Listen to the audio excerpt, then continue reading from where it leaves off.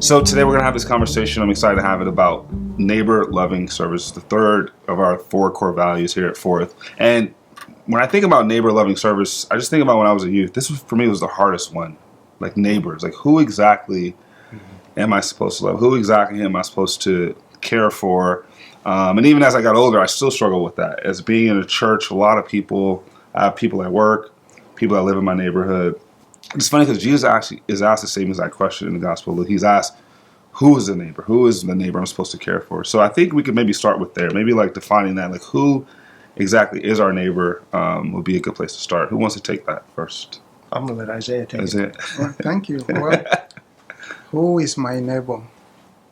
My neighbor is someone who is very close to me.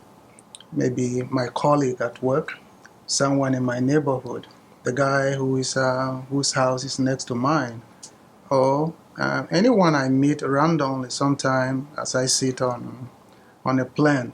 The person sitting next to me, that is my neighbor.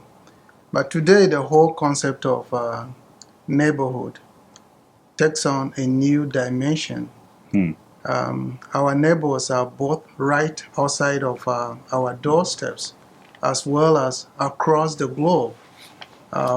Whatever occurs in one part of the world ripple across the other, affecting us, affecting our neighbors and our interactions with them.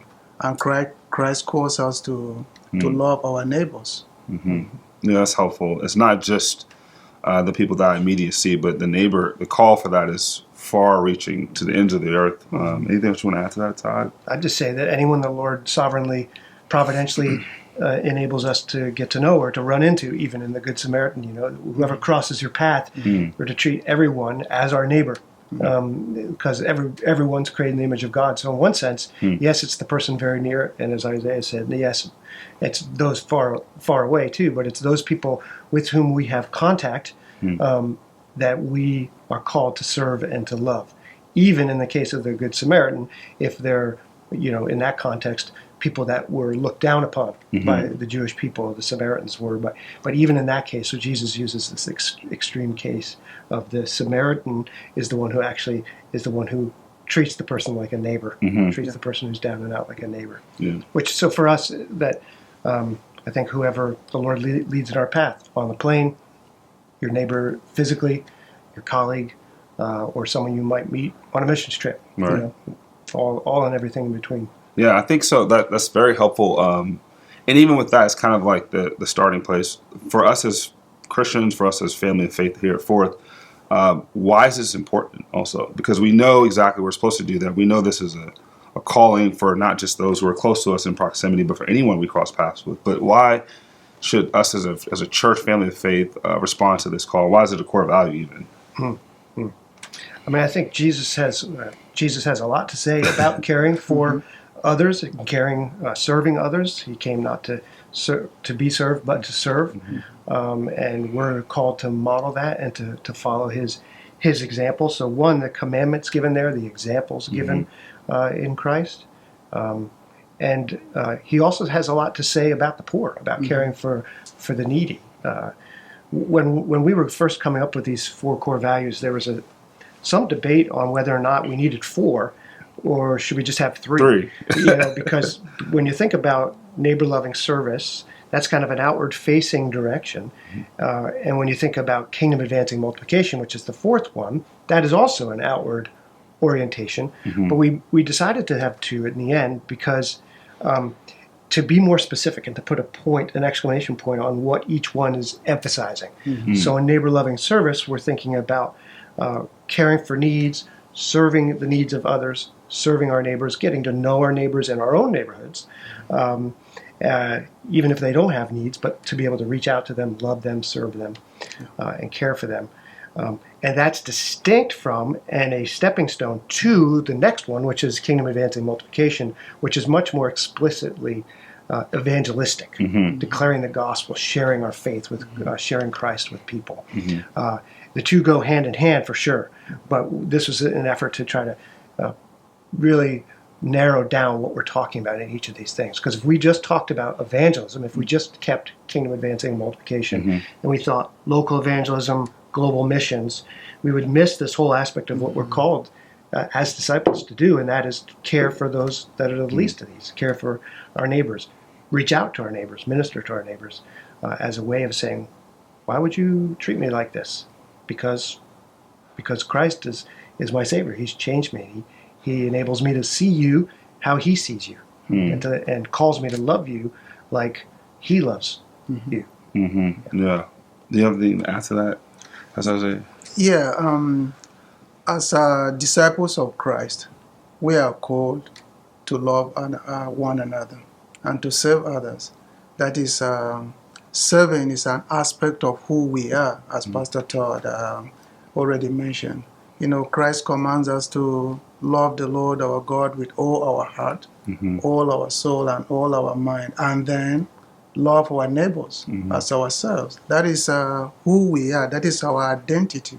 But out of that, there is this theological, biblical aspect of our call to love others. There is that brokenness. And as a result of brokenness, the world is filled with hatred. But then Christ counteracts that with what? A loving service. And that is part of who God is. God is love. Because He is love, He has called us to love and serve others. It's interesting because the call to love neighbors, even in Matthew 5, Jesus says to love your enemies. So the call is, like you said, anyone we cross paths with, the Lord is calling us to live a life of discipleship that reflects the love that we have received from Him, and we are to go out and to do the same exact thing in return to particular people, no, all. And it's a very unique, I think, call for us as Christians. So I think this is awesome. One other question I do want to ask, though. So now that we know exactly we're supposed to love our neighbors, we're supposed to do it well, love our neighbors, even if they look like Mr. Rogers, we're supposed to love them. You wear it well. I do, okay, thank you. But what does it look like? Like, how do we? Because again, think of it, we have a big church. There's a lot of different situations at the church. There's a lot of circumstances. Like, how do we do this well as a community? I just think of, the family that maybe has little ones. They want to serve and love their neighbors, but how do they do that? Or if you think of maybe a young adult who wants to know how to do that, like, how do we do this as a family of faith together with all the different circumstances? Yeah, there are many ways that we can do this. Anytime you think about neighbor or serving our neighbors, sometimes we think in terms of just going outside of the walls of the church and serving. Right. But that starts here, as we first of all build a relationship with others. But also, even as we go out to serve the people who are vulnerable in our community. In that context, we build even deeper relationship in two ways. One, with other members of our congregation. And there are many instances where we go out to serve with our partners. Yeah. And then in that context, we get to know even some of the fourth members. Recently, there are two young students or young girls who have started attending, or graduate students who have started attending our church. In the context of serving, I met them, got to build a deeper relationship with them. And in that context, they are looking for more opportunities to serve. And so that it helps us to build relationship with one another. But also, we have external partners as what is called Mission DMV. And so we partner with some of the organizations and Christian organizations in the district who are doing things, who are serving those who are on the margins of the society, such as the Afghan refugee resettlement, Samaritan Inns, which is a homeless shelter for those who are going through chemical dependency treatment. We have Central Union Mission, which is also a homeless shelter. We have Rockville Women's Center, which is for women who are struggling with pregnancy. We come alongside that ministry to offer that kind of support. And so, also serve the needs in our community. And also recently we started a prison ministry in response to Christ's call to love those who are also in prison. And so these are the ways that we have attempted to answer Christ's call to us as a church to serve those in to serve and love our neighbors. Before you chime in, I know you want to chime in, is that I can actually add a testimony to that, because even for my family and I, when we first came to Fourth, it's a big church. We want to meet everyone, but it's hard. And so what we did is we did actually go out to the serve day. Yep. And it was a great opportunity for my kids to be able to engage with members of the church who are going to know them. I mean, part of being part of the community is that these older saints will know your children. They will pray for them, and they'll be able to walk alongside them. And I can say from my own testimony that it's been a huge benefit, like a blessing for my family, to be part of a church that actually doesn't do it perfectly, but would attempt to be the hands and feet of Christ in the community. And it's helpful for the younger generation to be able to see that the church cares about that. So I just want to add it to that, because I do think it does draw us to one another. Even in John, it says that if they will know that you love me, but how you love each other. And so I think we can see that in the way that we serve, that we can actually show our love for God and how we serve with one another. So yeah, I agree. I've seen many families and more relationships develop in the context of serving outside of the church. So we are building relationships in two ways. One, among members of Fourth, as well as connecting with those who live on the margins of society, but also supporting the organizations, ministries that are doing that. Even Young Lives, there's another story of some of the ladies that our church serve through Young Lives, who are, in a way, trying to give back to us by volunteering in another way. Or imagine those who struggle with to meet their daily food needs, and then our monthly food drive. That is not just a matter of serving. We are not a social work, but out of that we have noticed elements of transformation.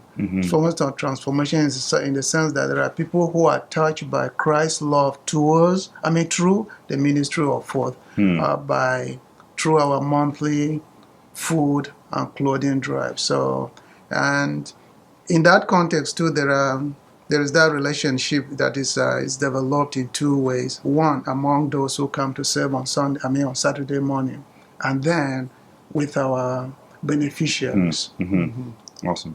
I always say that it's oftentimes easier for people to build community and build relationships, not just necessarily face-to-face over a cup of coffee. That's one way to do it. But another way to do it that's sometimes more comfortable and more fruitful to build relationships is to be shoulder to shoulder with someone and to be serving together for a common purpose, a common goal, to not even looking out for each other's needs, but together looking out for someone else's needs. There's some bond that happens here when our attention and our love and our service is directed towards someone or something else, but together. So it's building a bond in a way that over a meal it wouldn't happen.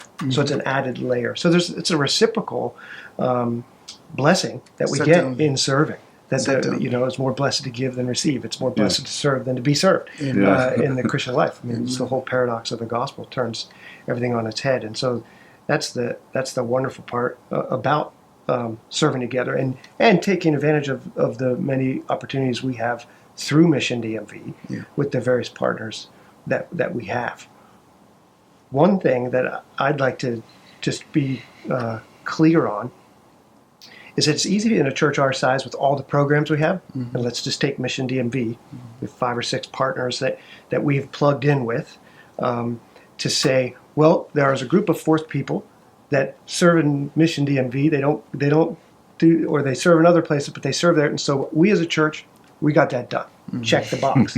Just because we have the programs doesn't necessarily mean that all of us individually and us together collectively as a church are serving in the way God has called us to, just because our church has these programs that, let's say, 100, 150 people of the 1,200 people that we have participate in that. Mm-hmm. At the same time, we also recognize that everyone's life has different circumstances and different stresses and strains and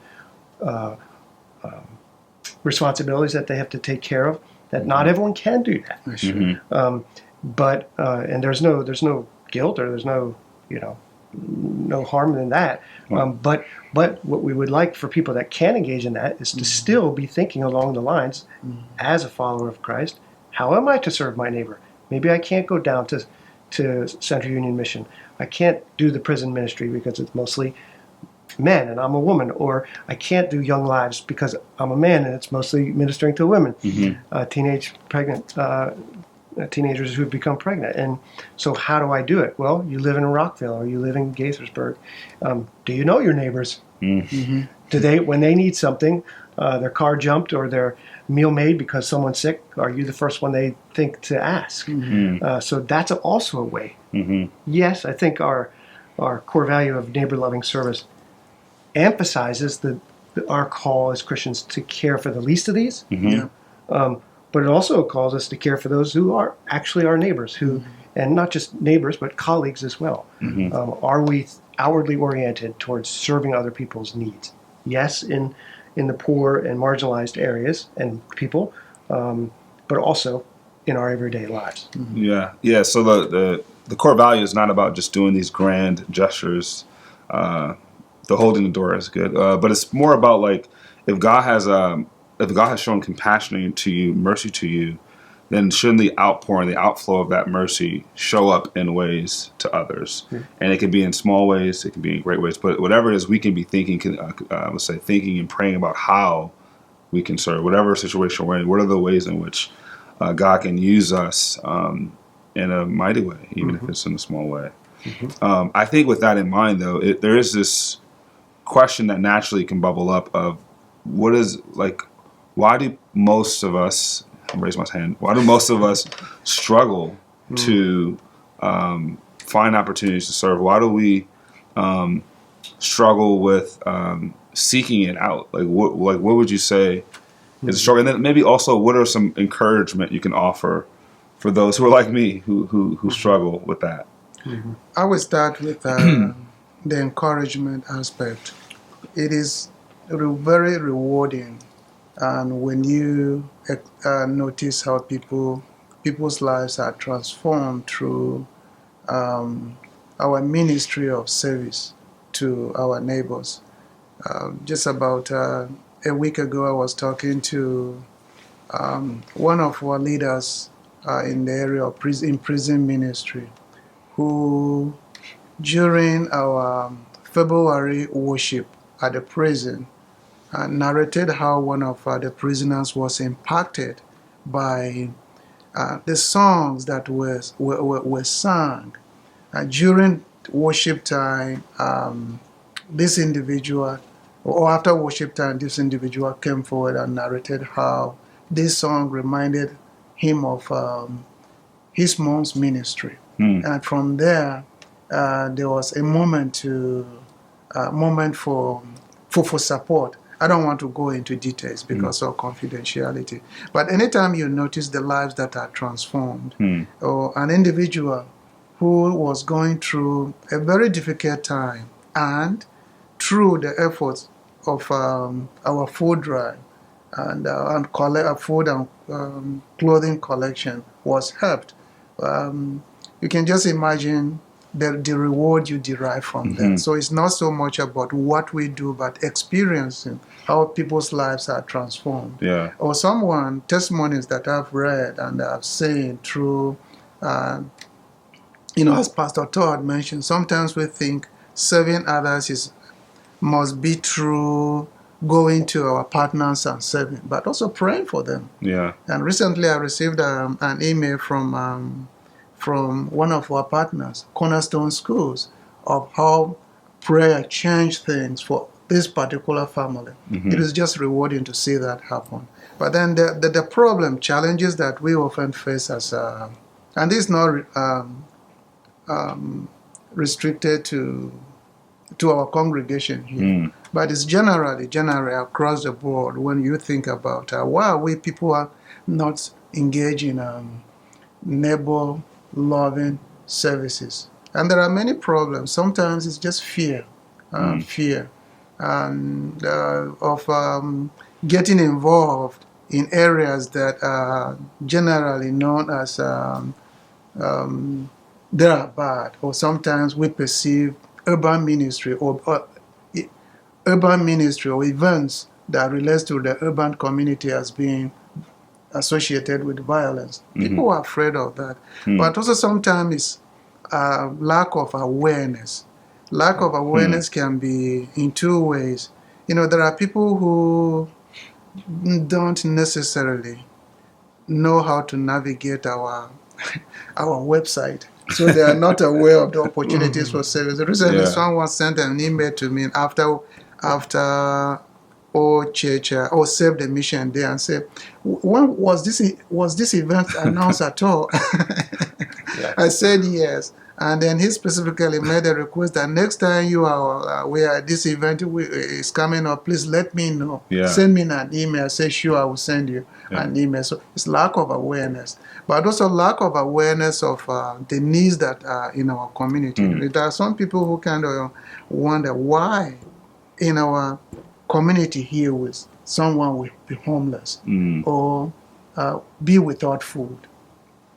But sometimes some of these problems are just very natural, and I let me explain what I mean by that. By where we live, someone who grew up in North Potomac, went to school, UMBC. There are people who might naturally not come in contact with the needs of the people in the urban core, and so that it takes an awareness. And so, but for some people, it's lack of interest. When you think of going to Columbia Heights, interacting with people in the shelter who are going through chemical dependency, treatment, and the rest, that is not what people want to do. And so, because of this, there are all those we face a lot of problems in our effort to serve the people in the urban core. I think that's, just to piggyback on that, that's one of the reasons why we use partnerships. Because the thing we want to be very careful about doing is saying, well, we from Bethesda, Maryland, from Montgomery County, are going to poor, less fortunate places as kind of the saviors, the messiahs. We don't, frankly, generally speaking, across the board, we probably don't know what we're doing. So we need people that are the experts on the ground who do have these relationships that we don't go to teach them, we go to learn. And say, what do you want me to do? What do you need done? How can I plug in here without this kind of messiah complex, but literally with a humble attitude of learning and serving. And that is a huge blessing to meet someone of a different culture who lives only 5 miles down the street. And the cultures are quite different, is very eye-opening and very enriching to be able to have a fuller grasp of a better grasp of the brokenness of the world that expresses itself one way, maybe in Montgomery County, and in a very different way downtown or in the urban core. So, I think the partners in that way help us do that quite a bit. That's good. Yeah, as a church, you come into the church, you don't know all the needs, but you're saying like part of it is being aware that there are needs, and then being in a community where you can go. And I think one thing that comes to mind is that serving also feels like there's like all of us have this unique gift, or we see things a little bit differently. And I think one of the benefits too, as you begin to serve, is you get to, I think the gifts that God has poured in you get to come out in these different ways. Like you get to see what God's doing in other people's lives, but also the gifts that you have, I think, can be showed off in the kingdom of God as you are serving God's people. The Lord is continuously like working on you and refining you, where these gifts are able to show in new ways that maybe they couldn't show, at work or in our day-to-day lives. So I think there's a unique opportunity to be part of what God is doing, and also be part of the refinement where God is working on you and changing and transforming you as you see other lives being transformed. So I think it would be anything else you want to add to this? Anything else where you want to say that would be helpful in this conversation? It's a conversation, but you all are preaching. That's the thing. Like the gospel's being preached, and I'm being convicted that we do. Got to look outside myself and see how I can be serving my brothers and sisters. But is there anything we can take away from this conversation? I think one of the things I appreciate so much, the way neighbor loving service is framed here, is to look at is that it aligns with who we are and what we profess. And there is, in this value, is the incarnational model. The incarnational model where Christ, who is God, came down from heaven to earth to serve us. And through our calling as disciples of Christ, we must extend the love of Christ to others. So it's not just anything that something that is outside of us, but this is the core of who we are as disciples of Christ. That we ought to love one another and serve one another. And this is not something which we do as a task, but we do it as a way of living out our Christianity. It doesn't mean if you don't go down to Central Union Missions or Cornerstone School, you are not a Christian. No, that's not what it means. But it means that this is who we are as Christians. I think that is the reason why this is our core value, neighbor-loving service. And I like this approach because this is the incarnational model. Christ came, he touched us. He touched each one of us. That's the reason why we are here. He touched the earth and transformed the earth. And you can just pick any of our partners and read the stories of transformation through the people that they serve. And you can just understand the incarnational model, which is developed through these core values. And as we go out and serve others. Wow. Man. I'd like to say, too, when we're talking about the difference between kingdom advancing multiplication and neighbor-loving service, that there are two texts for those. Both happen and end up being in Matthew's gospel. Matthew 25 is often called the Great Compassion, and that's where Jesus says, when you visited me in the prison, when you gave me a cup of water, when you gave me something to eat, and you gave me clothing for my back. And then the question is asked, when did we ever do that to you? He says, whenever you've done this for the least of these, you've done it for me. That's Matthew 25, the Great Compassion. That's what we're talking about in neighbor-loving service, primarily. In Matthew 28, we go from the Great Compassion to the Great Commission in Matthew 28 to make disciples of all nations, and so on. That's the core of our mission, is making disciples. And so to be able to have those two texts at the back of Matthew to anchor biblically why we're doing both and why we put a separation between the two of them, even though there's a lot of overlap, and one serves as a means to the end. When you serve someone, show them you care, they're more likely potentially to listen and to be open. What's the expression? People don't care how much you know until they know how much you care. Type of idea. A little cliche, but true. Yeah. So these are great points. I feel like I'm encouraged now to lead this conversation and go and serve. I think it'll be great, maybe, Todd, if you just read the core value. That'd be helpful. Yeah, if you go to the website, each of the core values has I think 3 bullet points under each of them, which kind of unpack what we mean when we say this. So this is what it says. Neighbor-loving service, the first bullet says, demonstrating compassion and mercy to all in need.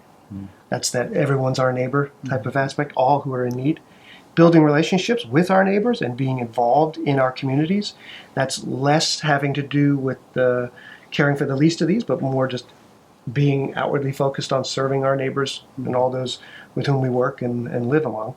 And then the third bullet says partnering with other organizations that serve the needs of the poor and broken. And there's the whole notion of Mission DMV that sets up this system, this structure to make it easier for our people to get involved in those places that they might not otherwise know how to get involved, to open the doorway for them to be involved in that kind of neighbor loving service amongst the marginalized.